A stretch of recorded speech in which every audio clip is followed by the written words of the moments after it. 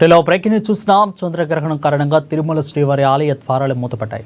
ఇవాళ ఏకాంత సేవ ముగిసిన వెంటనే ఆగమ శాస్త్ర సాంప్రదాయ ప్రకారం ఆలయానికి తాళాలు వేశారు. ఇక సన్నిధి గుళ్ల బంగారు వాలికిలి తాళం వేయడంతో ఆలయం మూసివేత ప్రక్రియ పూర్తయింది. ఇక ఈ ప్రభావంతో సుమారు 12 గంటల పైగా శ్రీవారి దర్శనాలు పూర్తిగా నిలిచిపోనున్నాయి. ఇక తిరిగి రేపు తెల్లవారుజామున 3 గంటలకు ఆలయాన్ని తెరుస్తామని ఆలయ అధికారులు తెలిపారు. అనంతరం ఆలయంలో శుద్ధి, ఇక పుణ్యవాహోత్సవం వంటి సంప్రోక్షణ కార్యక్రమాలు నిర్వహించనున్నారు.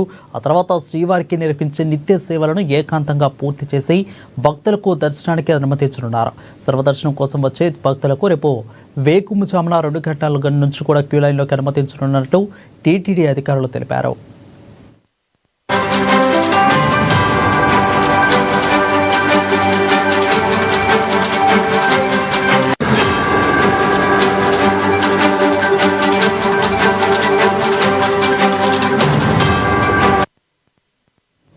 ఇక చంద్రగ్రహణం కారణంగా తిరుమల శ్రీవారి ఆలయ ద్వారాలు మూతపడ్డాయి. ఇవాళ ఏకాంత సేవ ముగిసిన వెంటనే ఆగమ శాస్త్ర సాంప్రదాయం ప్రకారం ఆలయానికి తాళాలు వేశారు.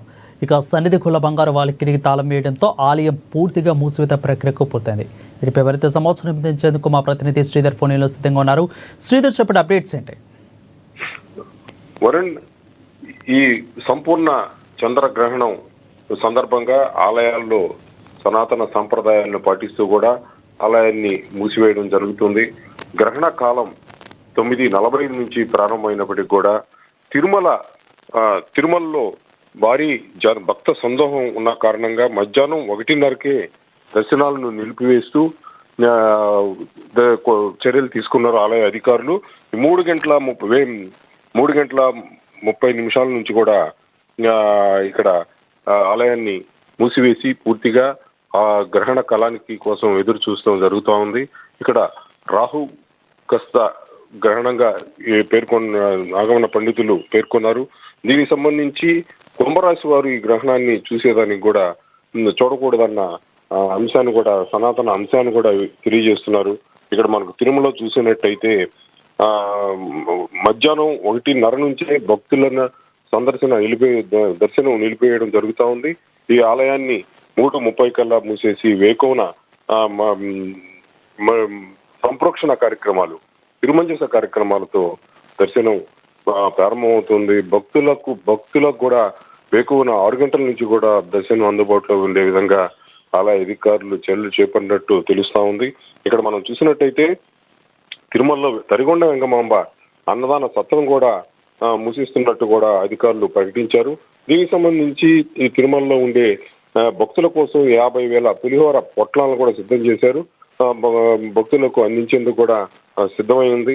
ఇక్కడ గ్రహణ కాలంలో తిరుమలలో ప్రధాన ద్వారాలతో సహా గర్భగుడిని మూసేయడం అనేది అనాదిగా జరుగుతూ ఉంది. ఈ నేపథ్యంలోనే రాహు కాస్త సంపూర్ణ చంద్రగ్రహణాన్ని పురస్కరించుకొని ఆలయంలో దర్శనం, స్వామి కైంకర్యాలకు కూడా ఇక్కడ మూసివేసి గ్రహణ అనంతరం చేపట్టాల్సిన సనాతన విధానాలను అనుసరించి, ఆగమన శాస్త్రోక్త విధానాలను అనుసరించి కూడా ఇక్కడ కార్యక్రమాలు కొనసాగే విధంగా అధికారులు చర్య చేపడుతున్నారు.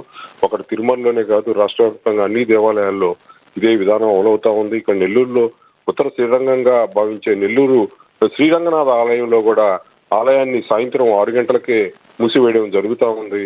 ఇక్కడ మనం చూసినట్టయితే గ్రహణ కాలం 9:50, మధ్యకాలం ముగిసే వరకు 1:40 కొనసాగుతా ఉంది.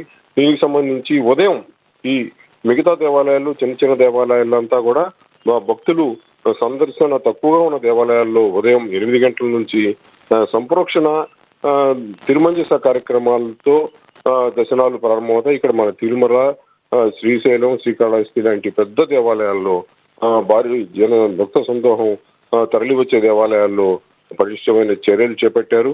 శాస్త్రోక్త కార్యక్రమాలు నిర్వహించేందుకు కూడా చర్యలు కొనసాగుతున్నాయి.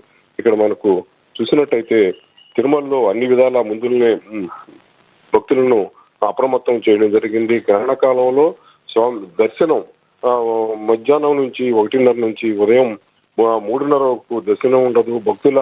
సాధారణ భక్తుల దర్శనం 6 గంటల నుంచి ప్రారంభమవుతుంది కనుక ఈ సమయాన్ని భక్తులకు తెలియజేయడం, గ్రహణ కాలంలో స్వామి దర్శనం ఉండదన్న విషయాన్ని కూడా దాదాపుగా వారం నుంచి కూడా టీటీడీ ఇతర ప్రచార మాధ్యమాల ద్వారా తెలియజేయడం జరుగుతూ ఉంది. ఈ మేరకు భక్తులు జాగ్రత్తలు తీసుకున్నారు. ఇక్కడ గ్రహణానికి సంబంధించిన అంశానికి వస్తే, శాస్త్రీయ అంశానికి వస్తే, కుంభరాశి వారు పూర్తిగా గ్రహణాన్ని చూడకపోవడమే మంచిదిగా పండితులు పేర్కొంటున్నారు. ఇతర కొన్ని రాసులు మినహాయిస్తే మిగతా అందరికి కూడా గ్రహణ దోష కాలం ఉంటుంది. దీనికి సంబంధించి భగవన్నామ స్మరణ, విష్ణునామ స్మరణ, వారి ఆరాధ్య దేవైన భగవంత్ ప్రార్థన చేసుకోవడం ద్వారా ఈ దోషం నుంచి విముక్తి పొందే అవకాశం ఉంటుంది. గ్రహణ విముక్తి కాలం 1:30 గంటలకు జరుగుతుంది. అప్పటి నుంచి ఆ తర్వాత నుంచి కూడా క్రమంగా ఈ కార్యక్రమాలు కొనసాగుతాయి. దైవిక కార్యక్రమాలు ఉదయం సూర్యోదయంతో ప్రారంభం కానున్నట్టు కూడా ఆగమన పండితులు నిర్ణయించారు. ఈ మేరకు అన్ని భక్తులకు సంబంధించి అన్ని విధాల జాగ్రత్తలు తీసుకుంటూ ఇటు తిరుమలలో అయితేనేమి, ఇతర దేవాలయాల్లో అయితేనేమి భక్తులకు సంబంధించి అన్ని అంశాల్లో జాగ్రత్తలు వహించే విధంగా దేవాదాయ ధర్మాదాయ శాఖ అధికారులను అప్రమత్తం చేసింది. ఇటు ఆగమన పండితులు కూడా శాస్త్రీయ విధానాలను భక్తులకు వివరిస్తూ గ్రహణ దోష కాలానికి సంబంధించి తీసుకోవాల్సిన అంశాలను కూడా వివరిస్తున్నారు. Varun, thank you Sridhar for the updates.